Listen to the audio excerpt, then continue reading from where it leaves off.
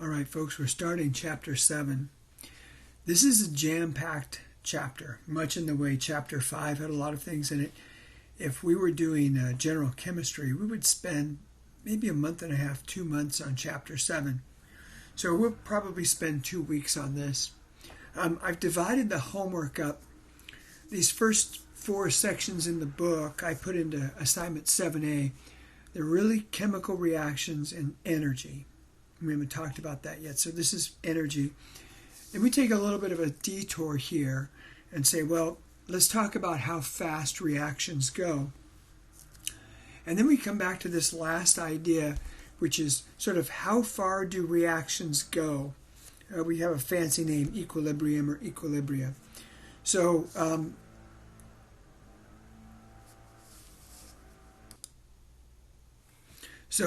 chemical reactions and energy, chemical reactions, how fast they go, and equilibrium or equilibria, we can say, well, that's how far do they go. If we look at the review page, 7.1, I've trimmed some of this down, but basically, unit conversions are going to be key for the first part of this chapter. Drawing basic Lewis structures, chapter 4. Nothing complicated, but you're going to need to be able to determine the number of bonds and if they're single, double, or triple bonds. Maybe not so much balanced chemical equations. This will be helpful, even though we might not do it explicitly. So chapter 1, 4, 5, and 6. Okay. Here's the first idea here. I'm showing nitrogen molecule plus almost 1,000 kilojoules per mole, and I'm getting 2 separate nitrogen atoms. Here's really what I'm doing. Now there's my Lewis structure. And what I'm doing is I'm going over here and I'm saying, well, now I've got 2 nitrogens separated. And what I've really done is I've added 946 kilojoules to make that happen. Well, what did that energy do? It broke the bonds. We might say, well, it disassociated the atoms or disassociated the bonds. So we'll call it the bond dissociation energy. And we have tables. These are average values, but I know how much energy it takes to break or dissociate any bond.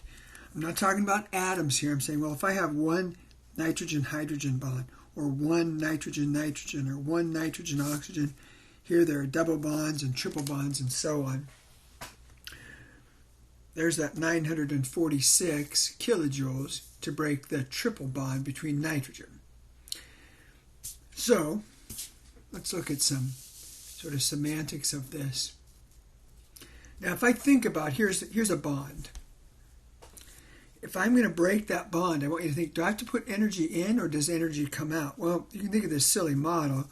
It doesn't just fall apart on its own. I have to put some energy in to break it. So we can talk about that right here and say, oh, hydrogen-hydrogen single bond took 432 kilojoules to break it into 2 atoms. We talk about enthalpy change. That's a fancy word for a kind of energy we're going to come back to.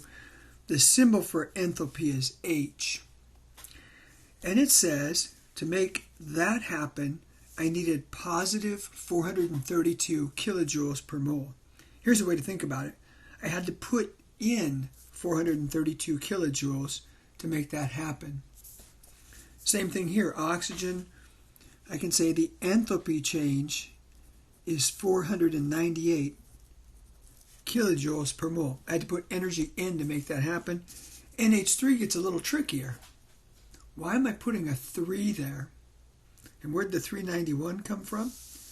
Well, if I go up here and say, oh, there's 391 kilojoules for every 1 mole of nitrogen-hydrogen bonds, my basic Lewis structure would remind me, oh, that's right, there's actually 3 bonds there. That's what that thing looks like. So to break those bonds, I needed 3 times that amount of energy. Comes out to be 1170 kilojoules of energy that I had to put in to make that happen. That's why it's positive. So breaking bonds require or produce. It requires energy. The bonds don't just fall apart. I have to put them in. And when that happens, we say, oh, I had to add energy into that to make it happen. I have a positive delta H value. It's a positive enthalpy value. Well, the cool thing about natural laws is when you change direction, the signs change. Look at this. 2 hydrogen atoms forming the hydrogen bond, hydrogen-hydrogen single bond, gives me back 432 kilojoules. One way to think about it is this loses 432 kilojoules. It's negative. Same thing here. I form that bond. It used to be positive 498 to break it. When I let it form, it's negative 498 kilojoules. Same thing here. I let those bonds form. It was positive energy. I had to add energy in to break them. When they form, I get that same amount of energy back. So forming bonds, does it require or produce? We'll say, well, it produces energy is one way to think about it. And we'll say, oh, that's a negative delta H. The thing loses energy when bonds form. Let's look at page 7.3 and we'll kind of formalize this a little more, these terms. For our purposes, enthalpy is a fancy word for heat. It's just heat energy in laboratory conditions.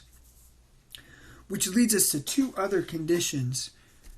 The change in enthalpy can be positive, or the change in enthalpy can be negative. If I had to put energy in, we say endothermic. If energy comes out, you could think of it as the surroundings got warmer, it's exothermic, negative delta H. Now we have a couple ways to think about this also. I can think about that heat as a reactant. It's not really a reactant, but I had to add it in on the reactant side to make it happen. Or I might use the term required. Might use the word absorbed, but so heat is like a reactant. It's required to make it happen. Exothermic heat is like a product. It's produced, it's lost, produced, lost. For exothermic reactions, the system loses energy, and so heat energy is produced or lost. Okay, now let's put all that together and think about a chemical reaction. Chemical reaction, we said way back when, it's a rearrangement of bonds. Bonds break, bonds form.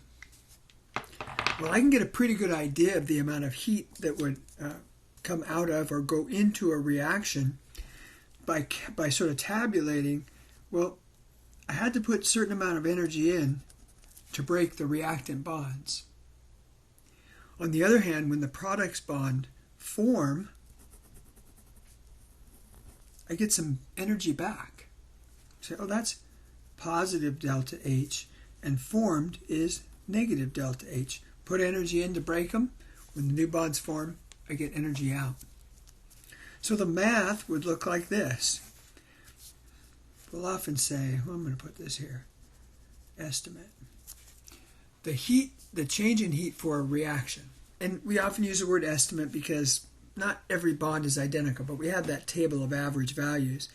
All I have to do is add up the energy required to break the bonds, subtract the energy amount that was released, and I get the energy of the overall reaction. We oftentimes simplify it like this. The heat to break the bonds minus the value of the heat of the bonds formed. That's that, 7.4. Let's see how this works.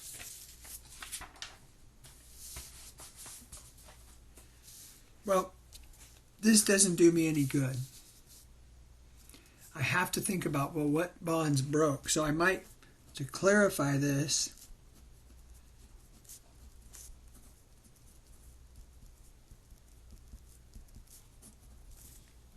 now I have, oh, that's right, I'm going to break 2 hydrogen single bonds. I'm going to break 1 oxygen double bond. And I'm going to form over here water.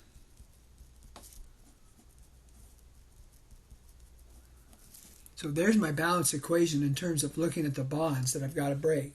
So I've got to break these, and I'm going to form those. So now I'm just going to do the accounting, which will look like this. I'm going to go to table 7.1, so you might want to flip back to that other page. I'm going to do 2 times, I'm going back to that, and I'm looking at 432 kilojoules per mole. If that's moles, and I'm multiplying by kilojoules per moles, this ends up just being kilojoules. 2 of those plus 1. I look up an oxygen-oxygen double bond, 498 kilojoules. And I'm going to subtract, and this is going to get kind of weird, I think. Hydrogen-oxygen bond, oxygen-hydrogen bond is 467 kilojoules each. And I'm going to multiply that by 4. Now, if that, you might want to stop the video and say, wait, where's the 2? Where's the 432? Where did those numbers come from? Why did he multiply that by 4? Well, the answer is I had 4 of those bonds formed. I don't care how many molecules it is. In this enthalpy estimating, we just count the bonds we broke, count the bonds we formed. Let's see, I'm getting 864 kilojoules plus 498 kilojoules minus 1868 kilojoules minus 506 kilojoules.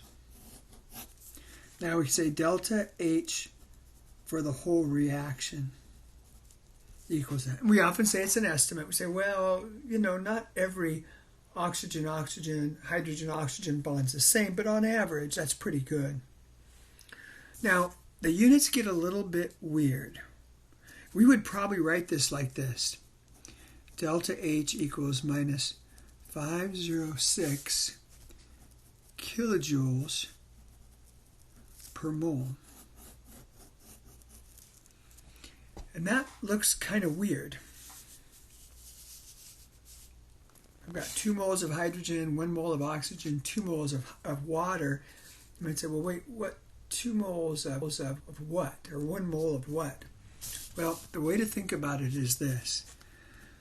Minus 506 kilojoules per mole of reactions.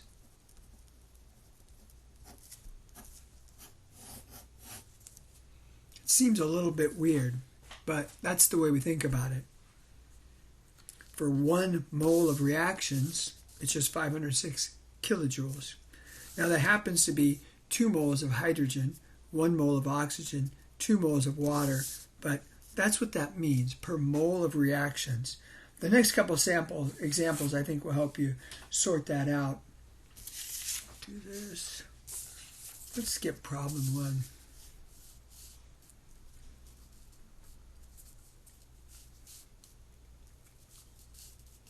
Let's look at problem 2. Now, there's that relationship. Calculate bonds broken, bonds formed. And it says, is this endothermic or exothermic overall? So are we talking about a positive delta H value or a negative delta H value? So again, I have to think about, okay, I've got 3 hydrogen-hydrogen bonds plus 1 nitrogen-nitrogen bond minus. Now, how am I going to handle that?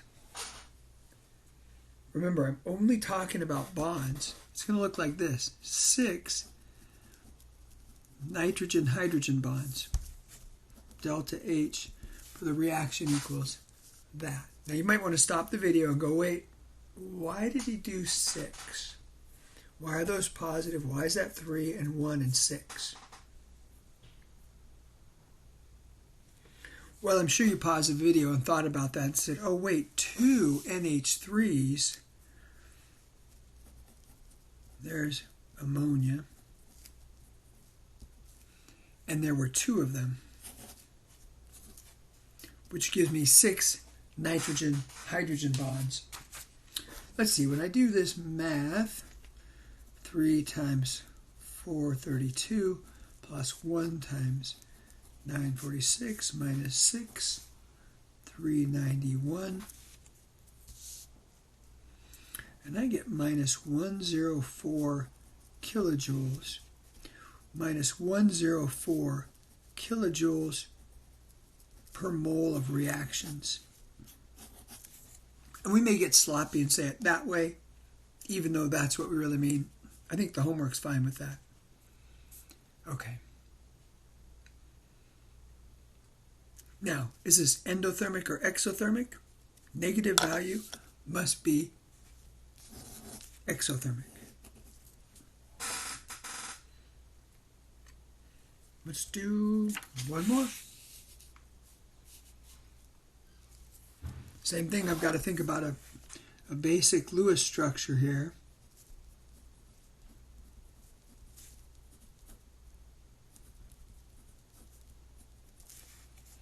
A little more complicated. 2HOH plus CO2. Let's do this. There we go. There are all the bonds. Break those 4, those 2, form 4 bonds over here, and 2 bonds here. Let's see, I go 4 CH plus 2 oxygen doubles minus 4. Now think about that for a minute. If that doesn't make sense, stop the video and say, wait, why is it 4? And I've got 2 of these carbon-oxygen double bonds. That's positive, endothermic, negative, exothermic.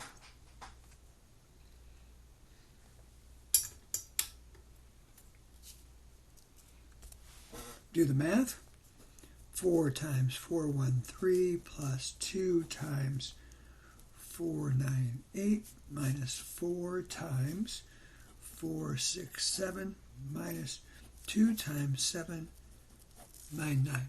Now, you'll notice in the table there are a couple different values for CO2. So you want to kind of go back and say, well, wait, is it that value that's around 750 or around 800? There's a little kind of footnote at the bottom of that table. Well, I do all this math, and I get minus 818 kilojoules per mole. Exothermic. This is basically what happens in a Bunsen burner. We're burning mostly CH4, methane, and yeah, it gets hot. It gives off a lot of heat to the surroundings. Okay, now again, you can go get the table, go through that slowly, see why are things negative, positive, make sure that makes sense.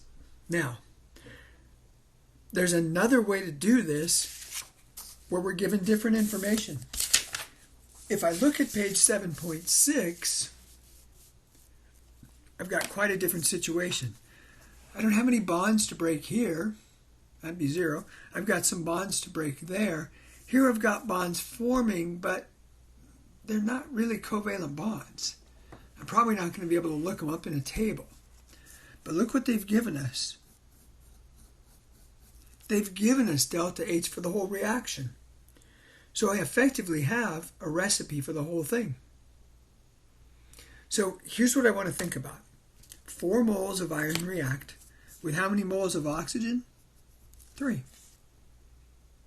To produce how many moles of the Fe2O3? Well, I get 2 moles of that. Now, the other part of this recipe is that. Now you're thinking, why didn't you write plus or minus? Well, we'll kind of come back and talk about that.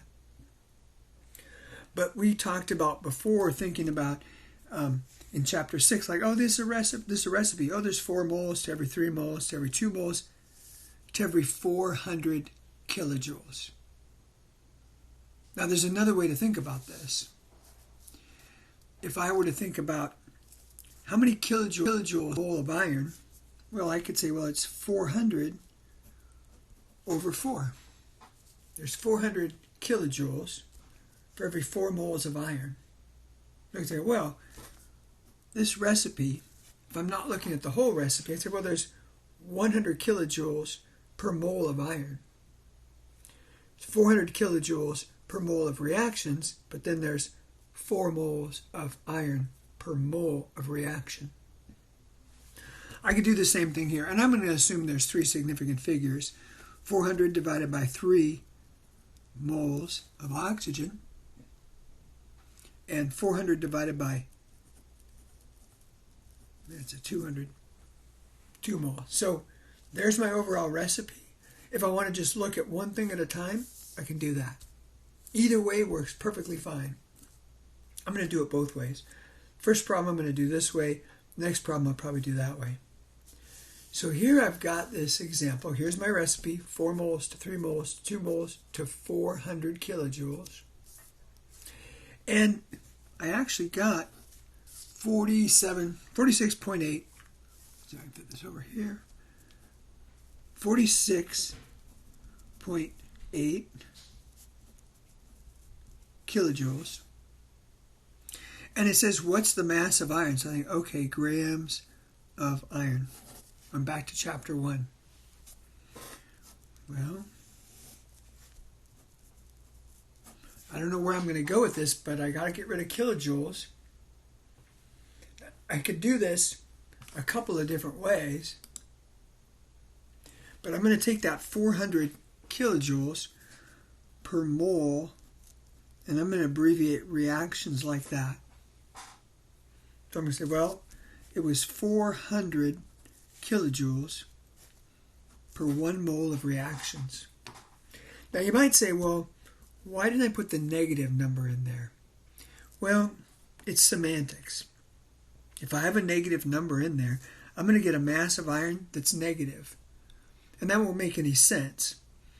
So it says produced, actual reaction produced 46.8 kilojoules. That means it implies that it's a negative number. We'll come back to that more in the next section. So now I'm thinking, okay, well, I've got to have, I'm really trying to get to iron. I go, well, I could go moles of iron per mole of reactions. So kilojoules are canceled. Moles of reactions are canceled. I'm trying to get to grams of iron.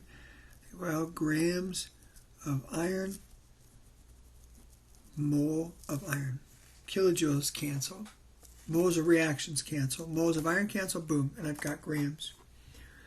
Go back to the reaction. What is it? 4 to 1. I go to my periodic table, and iron is 55.85 grams per 1 mole. I do all the math, I get 26.1 grams of iron. Now, it wouldn't have made any sense. If I made that negative and this ends up negative, it's like, what does negative 26 grams of iron mean? Okay. Chapter 1, we're not doing anything new. We're just doing chapter 1, plus this idea of like, oh yeah, we're thinking the balanced chemical equation in terms of moles. Okay, let's look at 7.7. Another example, but turned around a little bit. This time I want to find the amount of heat energy released. Well, I've been given delta H, moles per 484 kilojoules per mole of reactions, or minus 116 kilocalories per mole of reactions. They're just two ways of measuring, right? Two units that measure the same thing. Let's do it in kilocalories just for the heck of it. And what I've been given is that. So I'm going to say, okay, I want to go 103 grams of hydrogen, and I would like to get to kilocalories. Not kilocalories per mole, not kilocalories per reaction, but I just want to know, when I burn this 103 grams of hydrogen gas, how much energy is released? Well, let's try this. You might say, well, I've got to get rid of grams of hydrogen. Well, the only thing I know, moles of hydrogen. And I could say, okay, well, I want to get rid of moles of hydrogen. And say, well, I've got 1 mole of reactions. 1 mole of reactions. I've got a ratio of hydrogen to that. And then I've got, 116 kilocalories per mole of reactions. Now let's see, 2.02 for every 1 mole of hydrogen. For every mole of reactions, I've got 2 moles of H2. There's our 116 per 1 mole of reactions. Now I do all this, and I get 2960 kilocalories. Now, you're saying, but that's a negative number. Should that be a negative number? This is semantics. It says energy released, implying that it's negative. Now, if it just said what was the energy change, we would have to put negative to make that clear. Here's one way to think about it. If I go to a casino and I lose $2,960, did I lose negative $2,960? No, I lost $2,960. If somebody said, well, you went to the casino, what was the net change? Oh, the net change was minus $2,960. So it's just semantics. Let's look at page 7.8. That's the last page in this lecture segment. Now, what I would encourage you to do, this is right out of the book, I would encourage you to maybe stop and try this problem and see if you can do this. And then come back and watch the video. All right, you did the problem. You checked the answer. You know how to do it. Endothermic or exothermic. I see that positive sign. That must be endothermic. I had to add heat in to make this happen. Kilocalories for 1 mole. So I might say, well, 1 mole of aluminum. And I'm trying to get to kilocalories. Well, let me try this for a change. 1 mole of aluminum. I could do this a couple ways. I could say, well, let's see. I see moles of aluminum up there per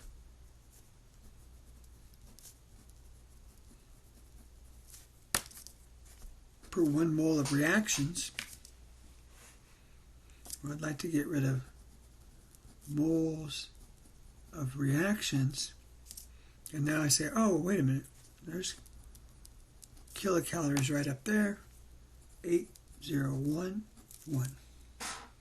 1 mole of aluminum, 2 moles of aluminum per mole of reactions, 800 kilocalories per mole of reactions, and I get 200 kilocalories. Now that's not per mole, that's just an amount of heat. It's not a delta H, that's just heat. And now it says how many kilocalories were required. So that implies that's a plus number. How about this one? How many grams of aluminum can be produced from 650 kilocalories. I'd like to get the grams of aluminum. I'm going to do this one a little bit different. Kilocalories. Instead of per mole of reaction, why don't I go direct and go moles of aluminum? I can do that. I can just go back to the recipe. Well, it's 2 moles to 4 moles to 3 moles to 801 kilocalories. So I could do this, 801 to 2. There's nothing wrong with doing it that way either. Here I did it per mole of reactions, but here I said, well, why don't I just go right to the recipe and look at that ratio? Well, now I want to get rid of moles of aluminum, grams of aluminum. I go to my periodic table, 26.98 for every 1 mole of aluminum. I get 87.6 grams of aluminum formed. I hope that's the answer the book got. One last problem, 7.5. The answer to this is in the back of your book. Be a good idea to try it. Now, heat absorbed is going to be a positive number. There's my per mole of reactions. 127 grams of nitrogen monoxide. I'd like to know, oh, it's got kilojoules there and kilocalories there. Let's fix that.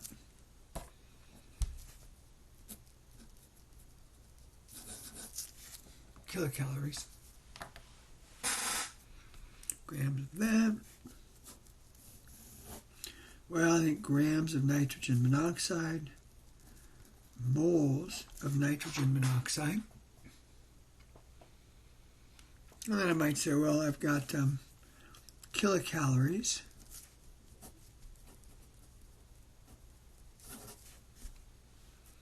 Kilocalories per mole of nitrogen monoxide. See, I got 1 mole, 30.01, depending on which periodic table you use. And I got 180 kilocalories for every 2 moles of NO. I ended up with 381 kilocalories. That says how much was absorbed. Yeah, let's leave it at that. All right.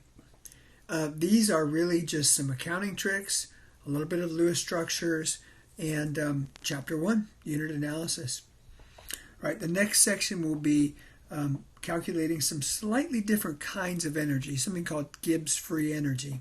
But we'll look at that in the next one. All right, I'll see you at the next video.